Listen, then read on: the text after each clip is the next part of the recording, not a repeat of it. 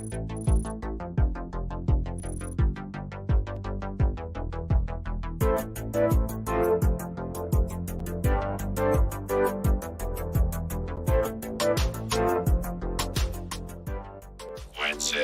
Enginewerks, more than meets the eye.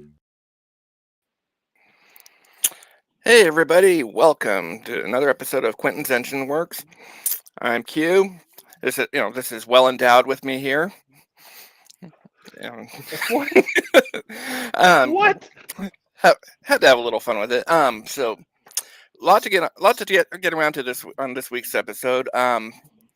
Did a whirlwind tour of TransformerCon LA over the weekend. Lots of great experiences. So articles about that are going to be hitting the website sometime in the next couple of days. So go forth, check it out. Later on today, we've also got Jerry Carrita on to join us. Jerry, welcome to the club. How you doing, sir? I'm wonderful. Thank you. How are you? It sounded like you were like later in the show. I was like, oh, maybe I have a minute, right? Should I stretch or limber up? Like, what do I do? Yeah, sorry about that. It's been a whirlwind 72 hours for me. Actually 40. I think we're at about 96 now. But where were you? Were you traveling? Have you not slept? I did. What's going on? I was covering the TransformerCon down in Los Angeles. Oh, nice. So it was like left inland Northwest in Washington State about or got to the airport there about 5 a.m. on Saturday morning, something like that. And 48 hours later, I was getting up in Los Angeles to get a rental car back to catch a plane to get home and go straight to work. Oh wow! It is what it is. Whatever you have to do to make it a fun, to make miracles happen, and you have all sorts of memories to show for it. Right. But anyway, like I said, for me, I'm a bit of a Transformer guy myself, and G.I. Joe. Dale, he's all sorts of He-Man stuff and Star Wars. So with you, Jerry, what franchises are in your wheelhouse? So I would say my geek thing growing up was initially Star Trek, but Star Trek, Star Wars, all the Marvel, lots of movies and TV stuff. Honestly, more so than comics. I didn't really start getting into comics until much later. So my geek thing as a kid, my geek thing as a kid was Star Trek, and that was due to my mom. So I grew up watching The Next Generation with mom. Hey, nothing wrong with that. Some people come late to the party. I don't care when people show up at the party. I just care that they decided to come. Yeah, exactly. It's nice. What good is a party if people you need fresh meat late in the party to keep the party going. Absolutely. Jerry, do you drink coffee? Because you should go to the Evil Empire store and look at this cup. Oh, that is nice. That is nice. I like series. That. It's the big Evil Empire W store. Nothing wrong with that. So Jerry, you were, like you said, you're a bit late to the party for as far as comics. Do you have anything on your pull list on a regular basis right now, or? I get most of the comics I read. I actually get from Kickstarter campaigns. So all the indie stuff. I will say, my cousin is James Tynan, and so everything he does, I read. Yeah. Oh, nice. And I started reading because it's like a natural endpoint. I started reading all the new Ultimate stuff. Okay. Which is just brand new. So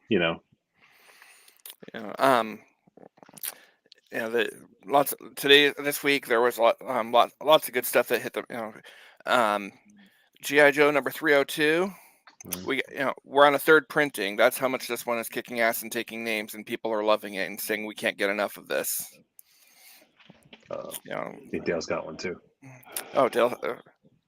I got 303. It was one I had left behind. Yeah, that's a second printing. Right. That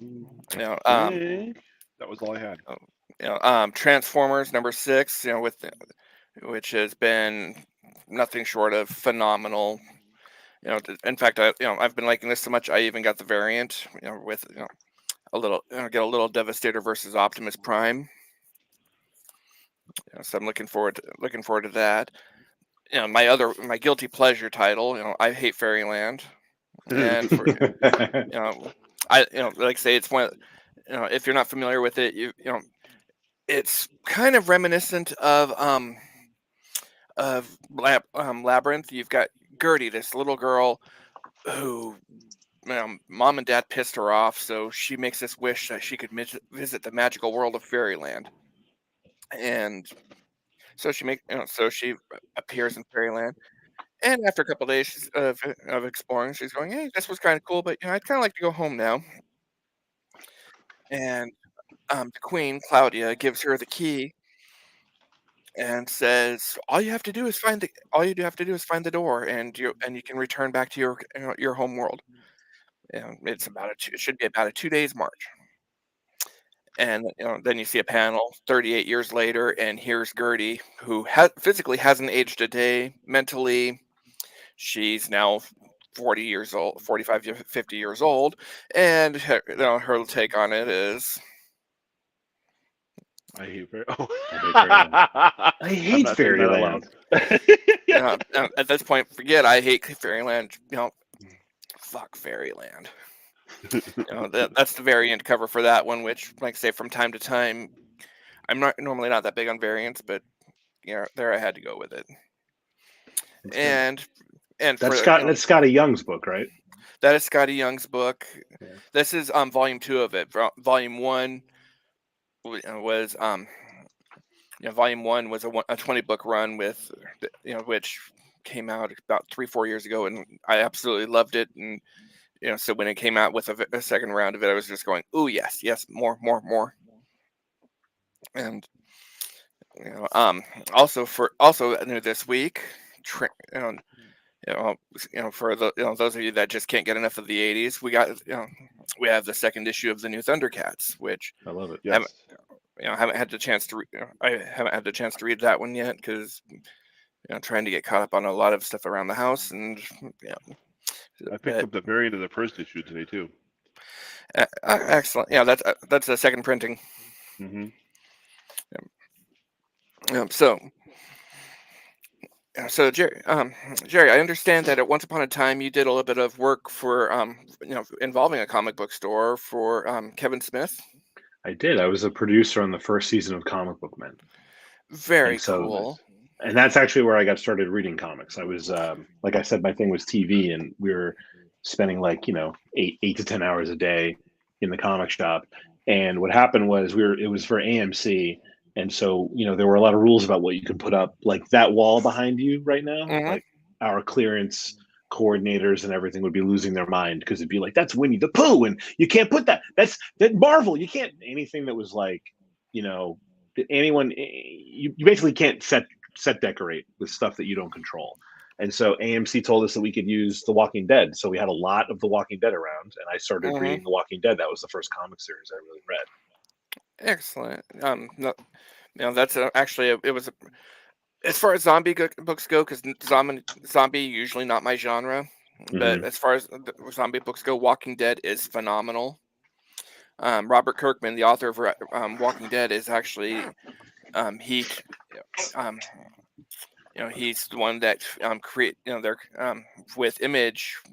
They've got an expanded universe of G.I. Joe, Transformers, and all that. That's all under Kirkman, and he's coordinating everything. And there's a lot of great stuff there from. So if you liked, he's really great. Dead, he really kind of transformed the company, and then also he kind of helped build the whole path because of The Walking Dead. He built their whole runway from comics to TV. So a lot of their what's the offshoot called? Not. Gotta get a name. But there's I got nothing. I'm sorry. No, it's a production company that's like an offshoot of Image that does all their comic book TV shows now. Skybound. Skybound. That's the word. I can't think of it. Yeah, they're kind of related. Okay. I got to meet Robert on another Kevin Smith show I worked on. I worked on the show called Geeking Out. It was years later. Yeah, it was Kevin and Greg Grunberg, and they would interview people from all across, TV, movies, comics, and Kirkman and his business partner came on together and kind of talked about, like everyone else. I think Kevin was trying to get him to talk about how The Walking Dead ended, and he was like, "Not yet, not ready." That's funny. Oh, it's kind of like River Song and Doctor Who. Spoilers. That's it. Yes. Yeah. I actually managed to get into because I live on the West Coast. And a couple of years ago we took a vacation back to New York. I actually got to go into the stash. Oh yeah, Lucky. Blew me away. who was working that day? Was it Mr. Zapsik? Mike? Yeah. It blew me away because of all the usually when I've got my family with me, any comic book store gets the staff that I'm seeing there, they completely ignore my wife, they completely ignore my kids, they're falling all over themselves, kissing my ass, trying to get my hard-earned dollar. And Mr. Zapsik took the exact opposite approach. He went out of his way to make sure that my wife and kids were taken care of so I could just browse and look around all I wanted. Oh, that's awesome. See, that's impeccable for a shop to do, because that means they actually care about the person. Yeah, so that, like I say, that blew me away because I'm not used to that happening. Right. Yeah, Mike's a smart guy, and he's his whole life has been comics. And he was on the show. He was the resident guy who knows everything. Guy who knows, remembers every artist and every writer and every storyline and every issue and all that.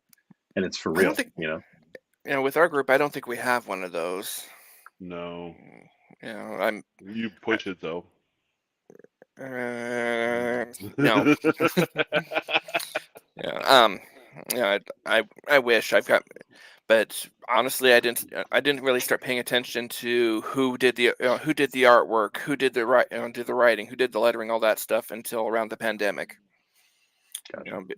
Up until then, it was, hey, we've got more comics, and and I would notice from time to time that either the artistic style would change or the flow of the story would feel like it was changing, but right. not realize that, hey, we shifted gears. So, Jerry, you said you did a lot of Kickstarting books. That that's usually what your go-to for reading. What are some of the projects you've been backing lately? So actually, I have it open here. I'll tell you the last few that I jumped into here. There's one called Blood Type V. It's billed as a sexy action vampire story that I really looks kind of awesome. I tend to back anything that Pat Shan does to some extent, anything that Charlie Stickney does, anything that Travis Gibb does. I just read Travis does a thing called Granite State Punk, and each one is a one shot that's really good, and it's sort of like about this like punk character who's also a witch, and all he wants to do is like get away from it all. It's a great character. It's like a really kind of amazingly entertaining person to read, and it must be a lot of fun for him to write. So all those, and then I'm in like a group. I'm in a couple of like Discord groups with some of the other guys who do a lot of books on, like Frank Martin and Tyler Carpenter and stuff. And so anything basically that they have up, I'll go look at. Yeah, it is. I know there's a new Wizard of Oz book coming out. I'm not through Zenescope. Zenescope. I'm never sure how to pronounce that company's name. Yeah, same thing. Another one who doesn't do a ton of self promotion is Justin Gray, who's been on Kickstarter for a long time. He did a series called Standstill, which all 12 are out in the world already, which is really great. It's sort of a post-apocalyptic thing. He does a lot of post-apocalyptic things, but this one he's in the middle of right now. He just did the 4th issue. I think 5 and 6 are coming later this year. It's called Hope. Oh my! Oh wow! And it's really nice. It kind of takes place in this. So what's cool is it's do you know Whittier, Alaska? Are we talking about a title or a location?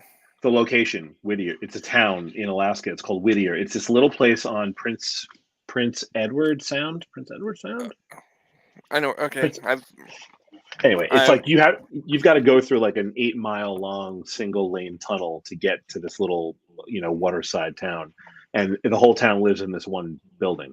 So this is a post-apocalyptic story long after the fall of civilization, and it's like the last group of normal humans are living in this building and kind of trying to avoid all the scary shit outside.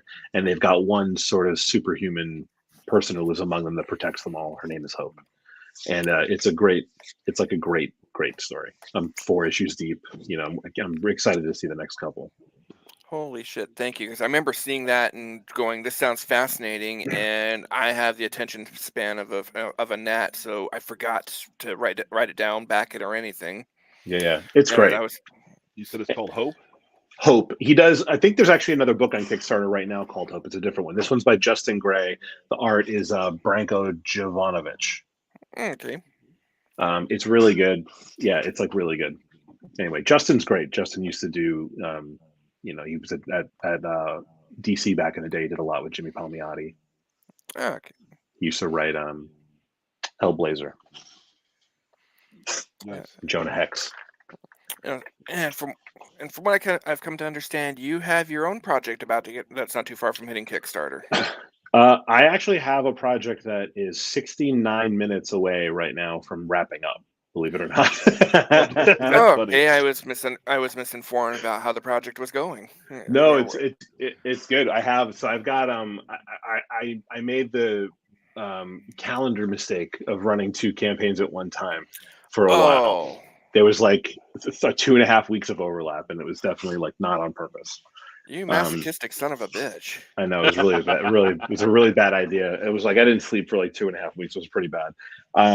But the one that wrapped up already is called The Grizzly Crew, and that's an all ages book that I'm writing that I work with my son on. My 8-year-old kind of came up with the idea for that. Okay. And that's a funny story. But the one that's on right now, is this live, or are we recorded and you go later? We are live. We are live. So it's it's fully funded. We have 68, just ticked down to 68 minutes. It's called Scott Snyder Presents the Cloakroom. Okay. And it is an anthology series. So Scott Snyder does this writing workshop class through his Substack called Our Best Jacket. And there's like a ton of people in that class. And a few years ago, a group of them got together and decided we're going to do an anthology book of short stories created all by other people in the class. So they did that. It was kind of a Herculean task. They got together like 18 or 20 stories. I think a year later, a totally different group of people did the same thing. And then I came along, and my partner, Veronica Howell, and I are both in the class. And we thought, why don't we take this, and instead of making it into like a once a year, like massive headache to try and get 18 different creators onto one schedule, why don't we turn it into like a smaller thing but quarterly? So every 3 months, there'll be a new issue of The Cloakroom. It's called Scott Snyder Presents The Cloakroom. Now 67 minutes to go. And it's an anthology series. It's got 7 short stories in it. It's going to be about 65 pages long. Most of that is story, and it's going to be a little perfect bound book. Like, we're going to do it up like a nice little graphic novel. And there'll be a new one every 3 months with anywhere from like 5 to 7 short stories in it. And eventually ideally down the road, we're going to put them in stores. That's the idea. I look forward to seeing that in my mailbox. Yeah. It looks good. I'm curious enough where, backed it. Oh, thank you, sir. I appreciate it, guys. Yeah. It's great. And it's been kind of fun because I've done some writing, and in this thing, I'm the editor. So, it's like a different muscle set in your brain that you're exercising. And editing doesn't get enough credit for the work that goes into it, because it's one of those jobs where it's kind of like being a referee in a sporting event. If they're doing their job right, you never notice. Yeah, exactly. When they mess up. Yeah, it's hard because it's like your job is to help the creatives on their story tell the best version of the story that they want to tell, and it's very hard when you're also occasionally a writer to not flip to that part of your brain and just go, here's how I would do it. And it's like you can never say those words. You know what I mean? It's not about me or how I would do it. It's how do you want to do it, and how can we best make that make sense so that you're happy with it when you're done. You can do that, but it doesn't work out very well most of the time. The only time I'm aware of where it really worked out, there was an editor for the first 4 books of a title, but but it was a unique situation because the editor was responsible for creating all the characters for the universe and then handing them to different writers. Oh, see, I mean, you're basically the showrunner at that point. That's a different job. Yeah, that was Bob Budiansky with Transformers 1 through 4. He was the editor after creating Right. all the characters, and and the first four books were such a hit that Jim Shooter came to Bob asking him, if you were in my position, what would you do for, because we've got the potential hit on our hands. And Budiansky said, well, for starters, I would fire a writer and hire, the guy you've got writing it, and hire me. Yeah, and look, that's more power to him. And I think if But you're the one creating it, I think that's a different situation. In this case, what we did was we opened up to just submissions from everybody in the class, and we got which I think is awesome. 50. We got like 50 something writers sent us 70 plus submissions, and then we had to go through and which ones are the furthest along, which ones are like the most baked in terms of like there's a little bit of a story here. There's something to kind of grab you and hook into. And then for a lot of them, we found a writer. We found the artists. Like we kind of went through the whole process. Some of them had artists. Some of them were also artists. But some of them just came with like a paragraph, and they were like, "Here's my story idea, and let's work on it together." And we did that. We're having a lot of fun doing it. So we're doing this one wraps up today. There'll be another one online in February, March, April, May. In May, issue 2 will go live. So what's for other people that would consider doing something like this, what are some of the challenges you've run across? I mean, just getting it's like scheduling is hard enough if you're doing a Kickstarter and you have a plan and you have people that you have to, when you're trying to engage directly with your fan base, with your followers and your audience, you kind of have to hit all of your own goals and your own deadlines, or you immediately become that guy that like, I paid for this comic a year ago and you said it was done or almost done. You don't want to be that guy. But doing that for yourself is hard enough, keeping yourself honest and on schedule. But doing that with 6 or 7 other creative groups of people who are all in different parts of the world and have different styles and different kind of work at different speeds, like it's very challenging. It's hard to do that and be patient and kind of like as a writer, I try to write differently for the artists that I'm working with. As an editor, you got to do the same thing. You kind of like, where does this creative team need this kind of support? When do they actually need like a kick in the pants? When when is it tough love, and when is it's mostly not. It's mostly let's just ask questions and talk about your story until like we answer all the questions. I'd never considered that the part about a writer having to write a little bit for to make it so it works for for that particular artist. How much do you have to do? Do you have to do that often, or? Yeah, I mean, it depends on who you work with. I think I've only written 2 projects myself so far.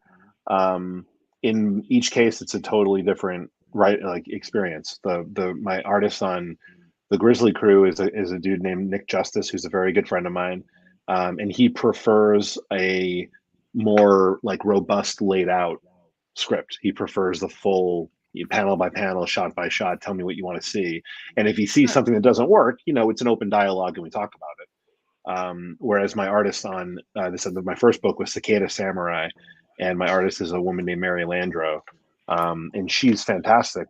And like, I didn't even know her going into the relationship. Like we met via Instagram. So I initially was writing it kind of panel by panel, but I realized that there were a handful of things that I'd seen in her work that I liked. And so, I didn't tell her what the monster looked like, in the story. I kind of gave like a loose description and said, you just make it terrifying. Like, you're awesome at that. You do this part on your, you do what you think is the best thing. And I'm sure it'll be better than whatever I put on paper right now. So there are some sequences that I was really specific about, and some I was more like, old school Marvel method, where I was like, I want the reader to fall in love with the characters on this page. So it should just be like nice and bright and like sunny overall, like, but you lay it out however you feel, whatever makes me connect with this person. Because when we turn the page, I'm going to literally rip one of them in half, and I want the audience to be upset about it. And she just nailed it. She just did that and like was good at that. So it's different for every artist. So I think you adapt for who you're working with. I'm still hung up on they're gonna rip them. Did you just say basically we're gonna rip a character in half on the very next page right after you fall in love with them? That's right. That was the idea. That was exactly the idea. Look, man, it was a short story. I only had 10 pages. I had to give you a little roller coaster ride on that 10 pages. So I got to make you fall in love. I got to take it away, make you feel bad about it. That's a little bit jacked up. In I knew there was something about you I liked. In any of your Kickstarters, have you ever come across something where there was an artist that you didn't want to work with again because they just weren't meshing? I mean, I definitely had. I had someone else I was working with on Cicada Samurai early on that I kind of was auditioning. It was someone I knew from previous work. I got started working in comics with Blue Juice Comics, which has been around for about 10 years now. And it was an artist that they had worked with. And so we were friendly. We started working, it just, we weren't jiving together as like creative people. And so we just went our separate ways, so that happens for sure. And I think you have to be, other than that, I've been very lucky. Like I just had reached out to people, Nick again was a buddy already. So I knew who he was and I knew what we were getting into before we started working together. But everyone else I've ever reached out to, even for something as simple as cover art or whatever, I just, I've gone into it kind of, knowing, like with covers, I like to give them so much free reign that I just don't. I get totally different versions of all the characters. So like Walt Flanagan from Comic Book Men did a cover for me for Cicada Samurai, and the person who did my character designs on Cicada Samurai was Takashi Okazaki, who did Afro Samurai back in the day. That was his book, and he does Star Wars Visions now and a lot of covers for Marvel. And I reached out to him on Instagram, and he was like, I love this idea. Let's do it. And he did some character design work for me. So I've gotten very lucky, and I wasn't about to be like, I don't think I creatively fit with Takashi Okazaki. It's like, I was like doing a samurai story. I was like, whatever he wants to do is fine with me. That makes sense. For me, one of the big things, and I try not to be a snob about it, but I want the artwork on the cover. I love phenomenal artwork and all that, but on when it's on the variants, and especially it seemed like back in the 80s, comic book covers were the equivalent of clickbait. Mm-hmm. And I remember one of the ones that always stands out in my mind the most is an old book of Thundercats, where you see Snarf holding the Sword of Omens, trying to protect Lion-O while he's out for the count. Right. I think I remember that episode of the show. Actually, I feel like that happened in an episode of the old series. I don't remember if it did or not, but it didn't happen in the book at all. Snarf never came anywhere near the Sword of Omens. There's actually a couple of books that I read recently where it was the same situation. It's impeccable cover art. You open it up and it's not even referenced at all. Mm-hmm. So to me that part gets a little frustrating sometimes. Yeah, of course. Yeah, that's essentially false advertising. Mm-hmm. I always feel like the cover should be like at least inspired. Like that's the kind of thing where it's like the Sword of Omens is such an important artifact in the series. Like you can't just put it in someone's hands and then not have that happen in the story. Mm-hmm. That's a red herring. Yeah, there's, and like I say, and I'm even willing to go. Okay, yeah, it can be a stretch on how how the cover is relevant to what's going on in the story, but it still needs to be relevant. Right, I agree. And that doesn't seem to happen as much as I'd like. As far as I know you listed some of the artists that you've worked with. Do you have anybody in mind on your short list where if the stars were to line up perfectly, who would you love to have doing your interiors? Who would you love to have doing a cover? So I follow a lot of these guys and girls on Instagram, and so I got to work with one of them actually, Bella Racklin. Okay. Who I really like as a cover artist. She did a cover for a series I published that I'm not the writer of, called Reign of Dracula, and it's my favorite cover of that series. So I got to do that there. I think my favorite artist I haven't worked with yet, who I really love, is probably Freddie Williams. Freddie, who did like a lot of the Ninja Turtles and stuff and IDW stuff, and I think he went to Godzilla for a little while. Yeah, he did. He does phenomenal work. I met him at a Comic-Con here a couple of years ago when he did the Batman TMNT crossover series. Yeah, exactly. That's how he got on my radar, because that was my cousin wrote that book. So I was okay. That's how I started reading. That's how I learned about Freddie.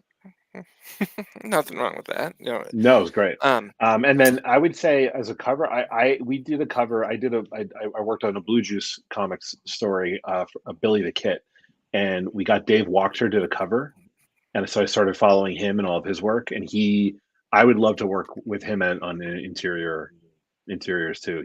It's gorgeous, and like he's been doing. I don't know what he's doing right this minute, but when I started following him a couple of months back, he was wrapping up Planet of the Apes and Ghost Rider. I think he was doing Godzilla for a while too. He did some Godzilla art covers for IDW too. Dave Wachter, yeah, he's awesome.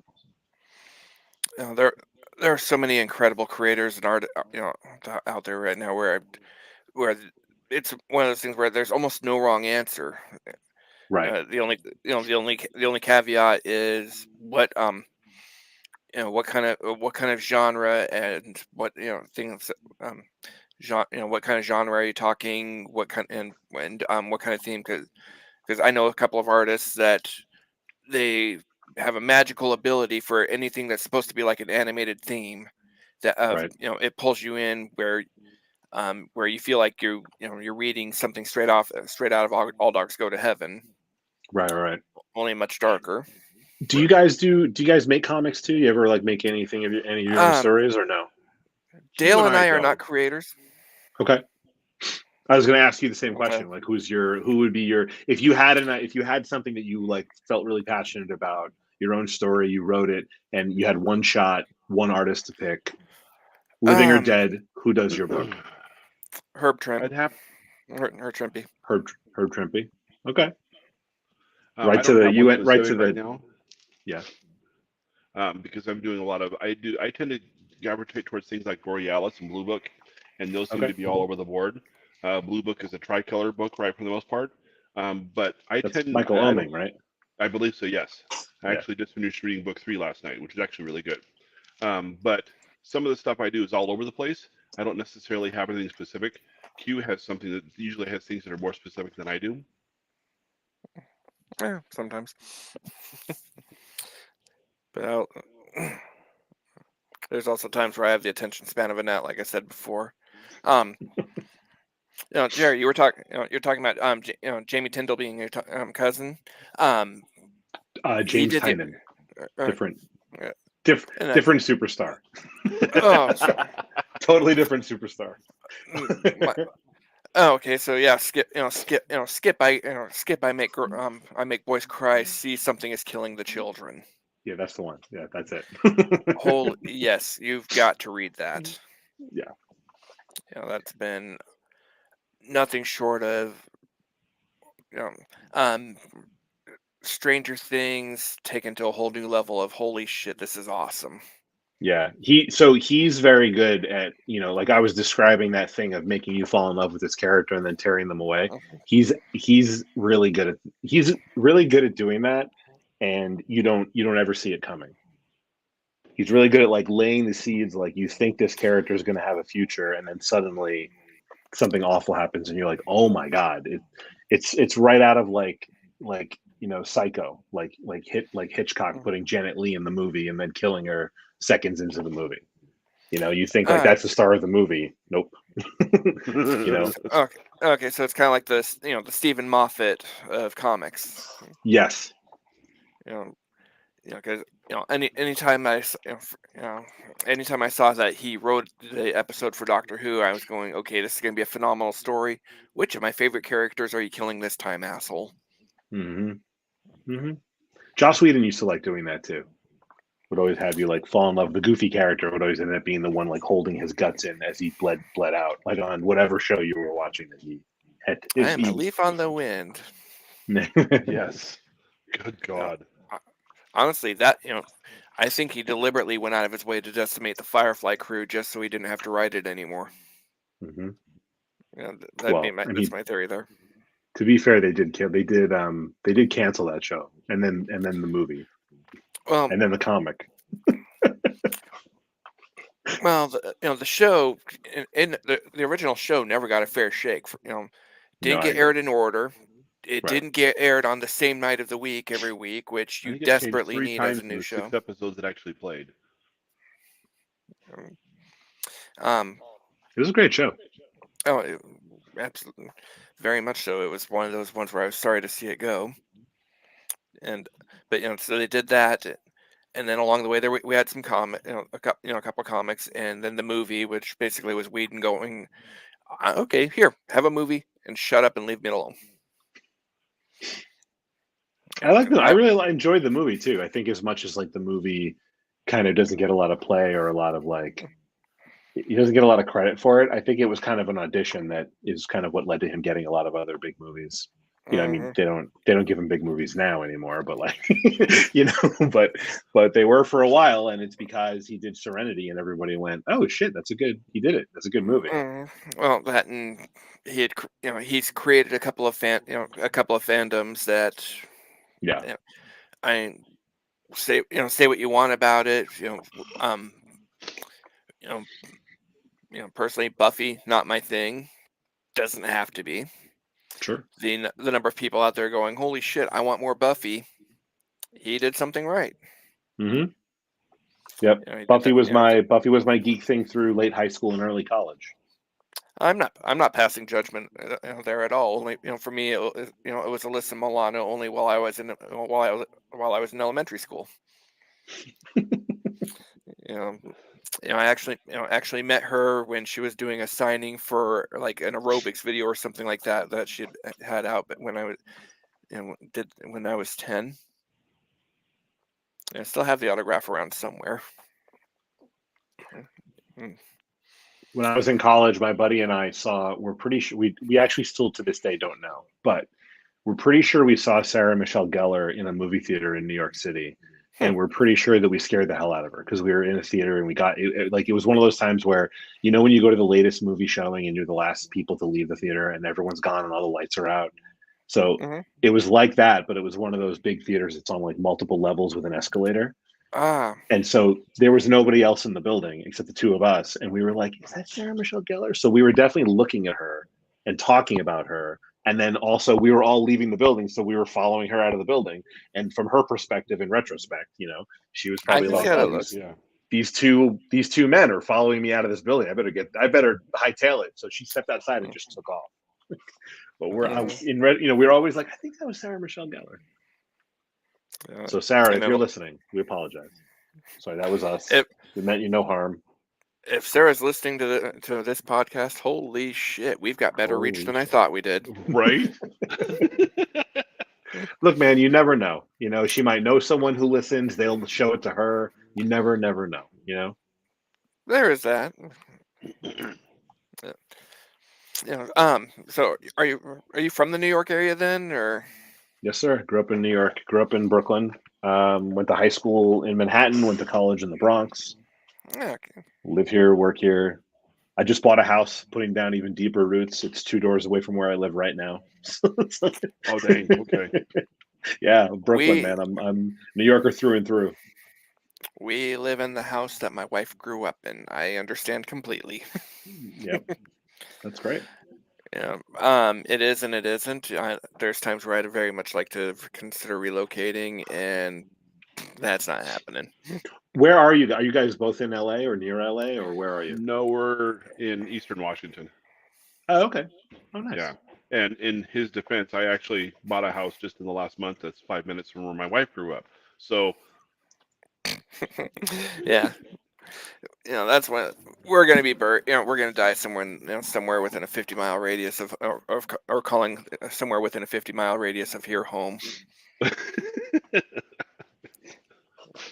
So are you guys further up north? Are you near like Spokane or further? Yeah, we are actually south? in Spokane. In Spokane. Oh, there you go. Cool. I haven't gotten to spend a lot of time there. I always wanted to. There's a lot of TV production in Vancouver, and I always flirted with the idea of moving there and trying to direct CW DC shows. Get into that awesome. TV.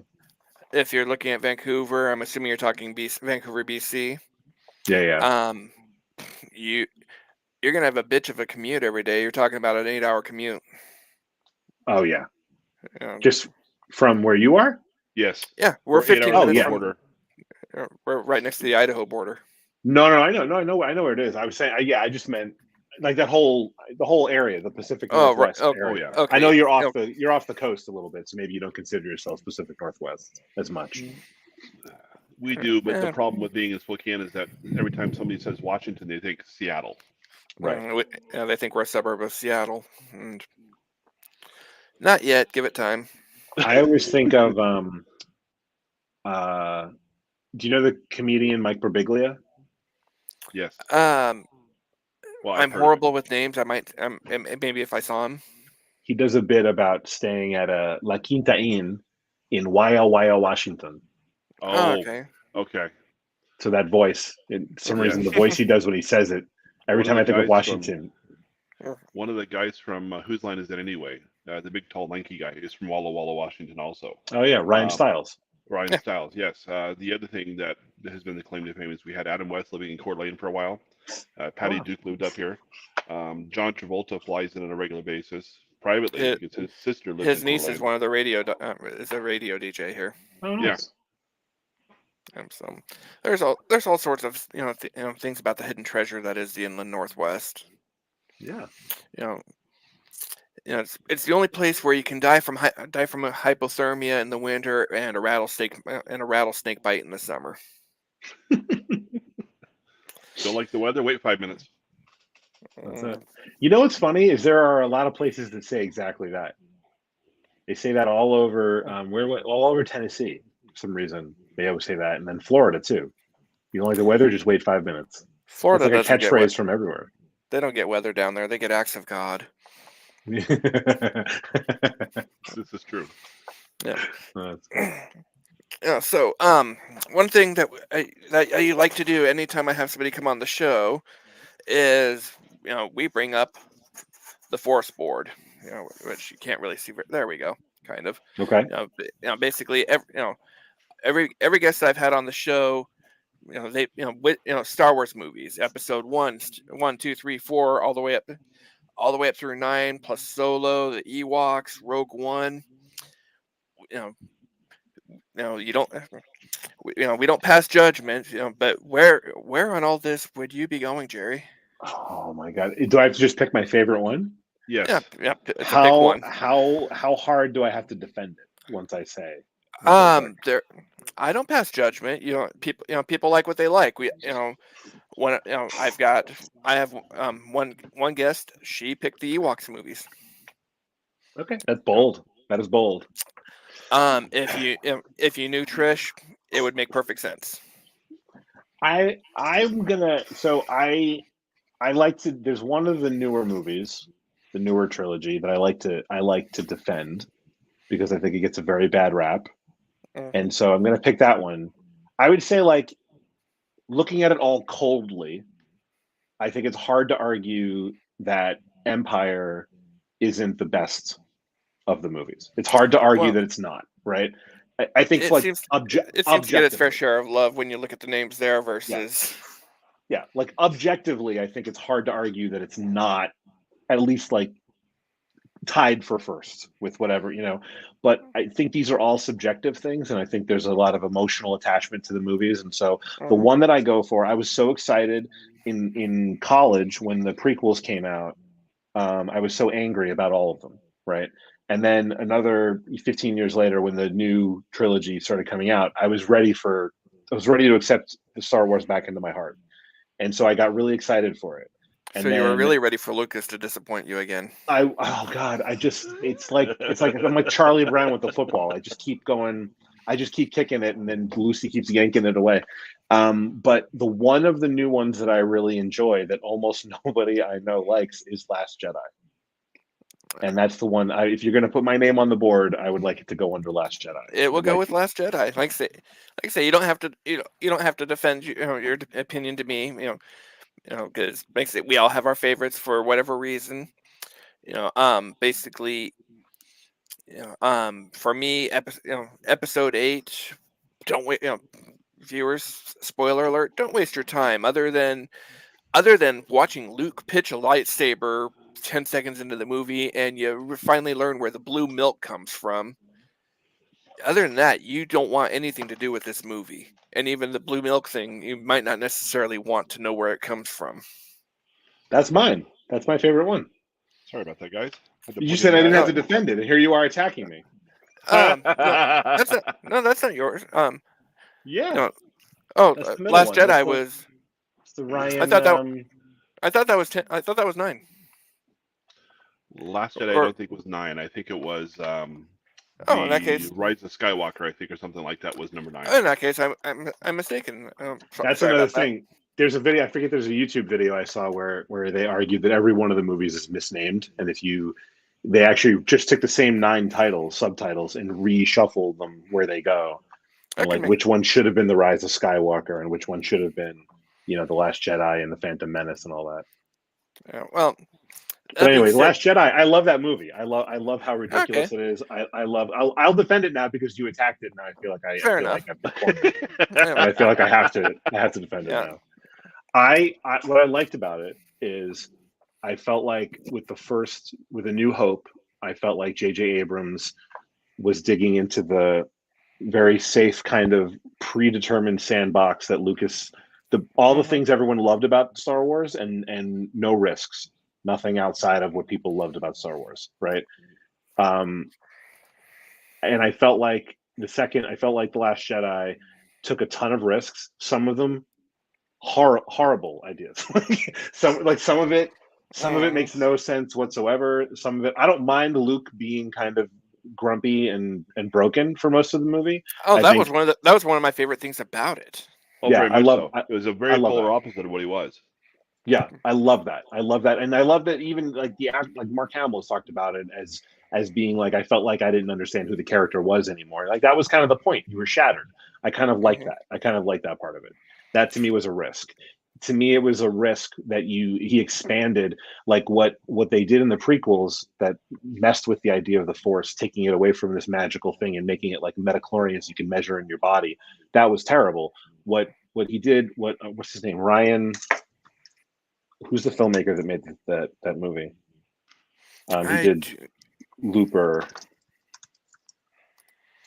Ryan Johnson. Ryan Johnson in Last Jedi, the fact that you can pass physical objects through the Force, or that these two characters are like whatever, I forget the term now, but they're like twins in the Force, like interleaved. What is the word? There was a word for diode or something. Like there are two of them, and they're equally super powered dark side. Like I liked how messed up. I liked how it democratized it. The moment where Kylo Ren looks at Rey and goes, "You're not even part of this story. Your parents were nobody. They were a bunch of like alcoholic nobodies. They left you on a planet because you're nobody. You're not even part of this story." Like that was literally. I have goosebumps right now talking about it. That to me is like because for the first time in all 9 of those movies, you don't have to either be like a previous generation Jedi or a direct descendant of a Skywalker to have Force powers. It felt like every major character was like, and even A New Hope, it just felt like, is this girl going to end up being Han Solo's like long lost niece, or a daughter that Leia had from a previous relationship, or did Luke get like a Lucky. wombat pregnant? Yeah, did he get like a wombat pregnant back on Tatooine before leaving or something? Like what is this? And I just love that he was like, no, you're not important. You're not part of the story. It's not important. And the fact that JJ then just pretended none of that happened in the last movie drove me crazy. But he did keep passing physical objects through the Force because that was a cool thing. But anyway, I liked all the risk taking. I liked that it democratized the Force. But then there's a ton of things in it that are just like the fact that the main plot is we're running out of gas. Is like, yeah, we're running out of gas, and Leia's just floating in a coffin. Yeah, ludicrous. That kind of stuff. And for me, part of it was for that, because Solo was the one that introduced the gas, essentially the fuel source in the first place. Yeah, the fact that no one ever cared. No one ever was like, "Oh, we're running out of gas." In Star Wars, it was never like, it's not Spaceballs, where they have to pull over at like a truck stop in space. You know what I mean? They're not driving a Winnebago that they have to refuel in space, or opening up cans of air. Yeah, exactly. I can see it now. Star Wars 13: The Search for More Money.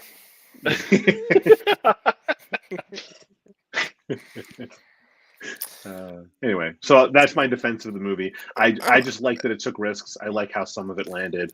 I think a lot of it doesn't work, but like that moment where he's just like, "You're not anybody. You're not part of this." That to me was like one of the biggest like twists in one of those movies since I'm Your Father. That's probably the best defense I've ever heard for any of the movies. And, I thought a lot about this. For it being an a short notice question, that's phenomenal. Like I hadn't considered the the bold risk part of it. I considered you had 3 different directors and 3 different different movies for the last 3, and it just made everything feel like it was going off a cliff. And I do think that part of it was that. I'm sorry, I interrupted. I do think part of it was that was the first of the sequel trilogy felt like a letdown because it felt like a rehashing of New Hope. Yeah, very much. Well, that's what it was. It was the same plot. Like we're looking for a droid that has a map to a place that we're all trying to get to win the war. It was the same story.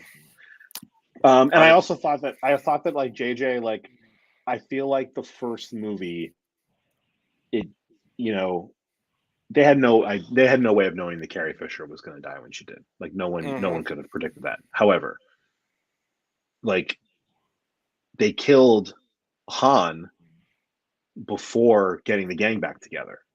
That's because Harrison Ford didn't. Harrison Ford said the only reason I'm coming back to do this movie is for you to kill this character, so I'll never have to play this character again. And that's fine. That's all well and good. Like, but then you have to get if you're gonna just tap into what worked about the old movies, you got to get the gang back together before he dies, and then let them have one last hurrah before they start falling victim and disappearing forever. Like that was kind of, I don't know. Like I'm a big Star Trek fan, right? So the new Picard series that just ended last year, the 3rd season of that was essentially a new final season of the Next Generation. It just brought back all the casts. They went on some final hurrah. They brought back a bunch of other characters who had like unfinished story arcs because TV in the 90s characters would just disappear and you never heard from them again, and they didn't explain it. But they did a really good job of going back and kind of digging into what worked about that show, and kind of putting the characters back where they were emotionally, at least, and kind of having them go on one last adventure that made a lot of sense and was a very nice send off to those characters. But like, I feel like that is what needed to happen in the first of the new movies. Like, let's get the gang back together so they can collectively pass the baton on to somebody else. And they didn't do it. And then and then Han Solo's gone. And then Carrie Fisher dies before the 3rd movie's even shot. And then they're just using like old B-roll to jam her into a movie that she doesn't really have a part in. It's like, it was unfortunate. But anyway. Yeah, you're not wrong though. I mean, I like it makes me look at that movie with a different light, because I just remember the guy that they had to break out of the prison type planet. Where there was while the horse race thing was going on. I'm trying. They make this big deal about this character. Yes. Yeah, the Codebreaker, who nobody even needed in the end. Right. Nobody even needed, and so I swear we spent 35-40 minutes on this guy, and that was never relevant again. No, totally. Wasn't. And again, that's one of those risks that I was like, that one didn't work. Like the notion that all the Star Wars movies do that thing at some point where some ragtag group of people are going to go down and fight their way into some impenetrable place to flip a switch so that the battle in the sky is now on even footing and they have a fighting chance of winning, right? And they did that, except it was like the story in the sky was we're running out of gas and we need a code breaker for some reason. And then it turned out we didn't need a code breaker, and it didn't matter if they were running out of gas. They escaped the ship, and then, like Laura Dern turning the ship around and going hyperspace right through the Death Star. That was awesome. That was a nice way to go. But everything else about that character doesn't make any sense to me. Like, I'm just not going to tell Poe Dameron anything. Trust her, yeah. Yeah, I'm not going to. Yeah, I'm just like I'm the leader now, so do what I say. Like, what kind of shitty leading is that? You're supposed to be the example that Poe Dameron learned something from. That's ridiculous. Well played. Anyway, I got a lot of strong opinions about that. That was a good like one to spring on me because I've thought about that one a lot. I love it when a plan comes together because, like I say, this is the first time I've ever heard somebody that could actually had a reasonable defense about episode 8 that made me go, yes, this is plausible. Yeah. Well, thank you. I appreciate that. You know, and because you like say usually it's been a lot most of the anything other than Rogue One post Jedi doesn't get a lot of love. Right. I am finding with as more time goes on, I'm not saying I love them. The prequel movies, 1, 2, and 3, I'm finding that I'm enjoying them a lot more as time goes on, though. Yeah, I mean, I just watched the whole series with my son. He's very into, let's pick something that has like 10 movies or more and then watch them all from the beginning. So we started with he wanted to do Star Wars, and we did them in chronological order as opposed to, the order that they came out. If you're going to watch Clone Wars with your son, look up the proper way to show them, because like Firefly, they're played out of order. If you want to do chronological, there is a list of how to watch them from beginning to end and actually have it be chronological. Oh, I'm going to look that up because we started watching it, and I remember thinking the first episode doesn't make any sense. Correct. And that's the thing, is that they bounce all over the place, especially in the first season. In between 3 or 4 different episodes, you're watching episode 1, then you'll jump to episode 2, and the time frame will be like before episode 1. And I've actually reported online where they tend to bounce all over the place in the first season.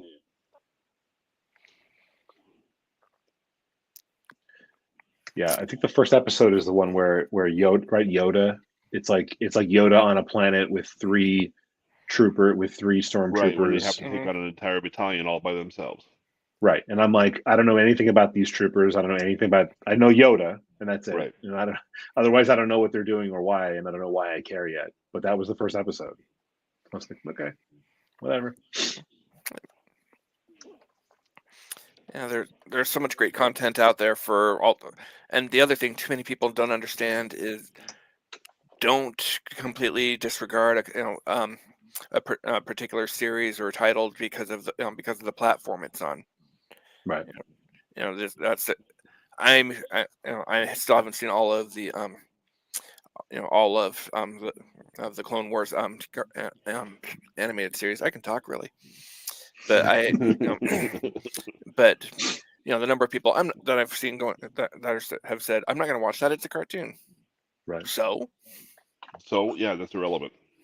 And and it's the same. And I see the same thing in comics. There's some people that I'm not. It's a comic book. It can't be a good story. Did you ever hear of the Watchmen? I know. I mean, everything. Like so many things start out that way. Like I think I've never understood people who do that in general. Like the medium, the medium that the story is being told in. Like I've been taking the Kickstarter I'm doing is an anthology that comes out of Scott Snyder's writing class, and his workshop. His workshop, he'll just talk a lot about the process and sort of like of building a story from beginning to end, and kind of how do you build an arc and how you build multiple arcs within the main arc and all that stuff. And as soon as I started taking the class, I realized it's exactly the same language that my screenwriting teachers in college were talking about, and it's the same language that if you're a novelist and you're telling a story that way, like it unfolds a little differently because it's in prose and there's no pictures, and there's no visual aid. But if you're writing a TV show or a movie or a comic or a cartoon or a web series that comes in 4-minute increments or whatever it is, the storytelling rules are kind of the same, and the way you build a story is kind of the same. There are different nuances to it. Like if you're writing a TV show with commercial breaks, you're building towards those little moments so people come back after the commercials. If you're writing a comic, you're building your page turns, and you're thinking about like, how often you need to have some action, and there are some kind of like general rules of thumb like that. But ultimately, a good story is a good story, and it doesn't matter where it started. So I always laugh at people when they're like, "Well, comics for kids or whatever," cartoons. Like, have you ever watched Big Mouth, like that is not for kids, and it's an amazingly hilarious psychotic show. Or South Park. Yeah, exactly. Like, and The Simpsons is like was never meant for kids. It's like it's like one of the highest forms of satire. That show. But they made it work. They did. So at this point we've hit an hour, and I think it's probably about time we probably ought to wrap it up that way, because Jerry, I'm sure you've got life to things to do, and because it's already 6:30 here, which means we're starting to flirt with 10 o'clock over there for you. Yes, sir. And but I want to say, hey, thank you for coming on the show. It's great being able to talk with you. I finally can have, because of you, I have an awesome argument against anybody who decides they want to bash episode 8. So I can have a little fun with that, especially if I don't like the person. I bequeath that to you guys. You feel free to use it. Yeah, that is the greatest gift, because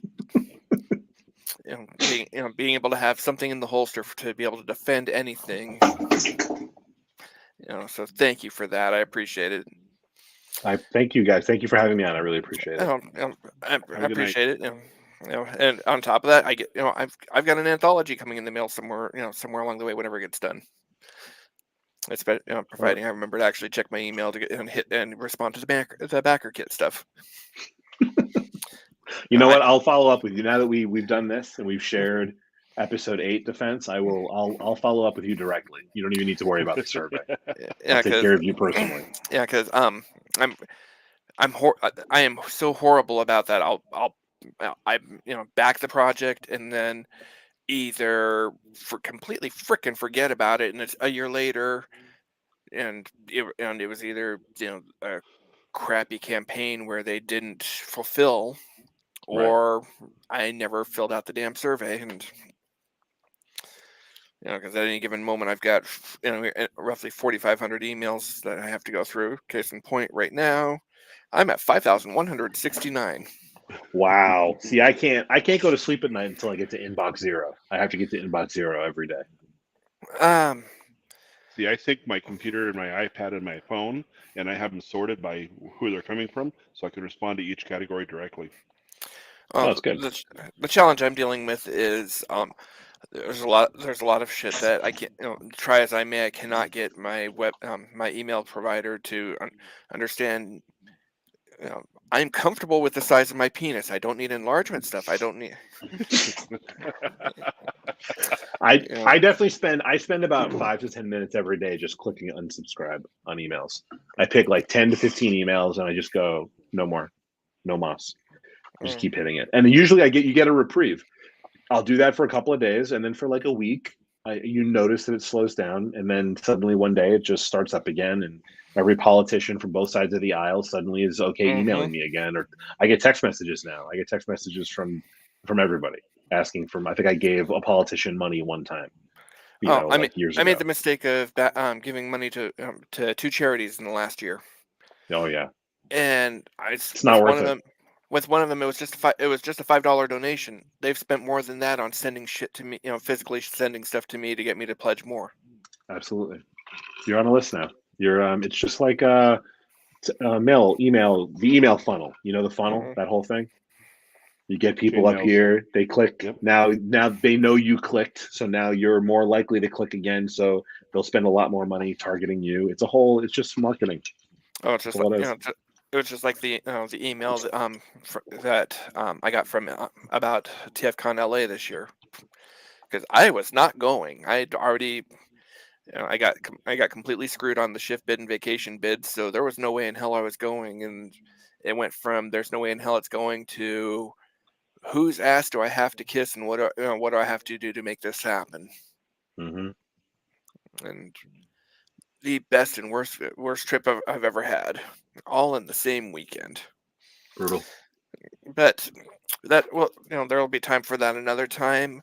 On that bombshell, everybody, thank you for thanks for watching. Jerry, thank you for joining us. I really look forward to seeing where we go, what kind of projects we can see in the future. So everybody, have a wonderful night. Thanks for watching.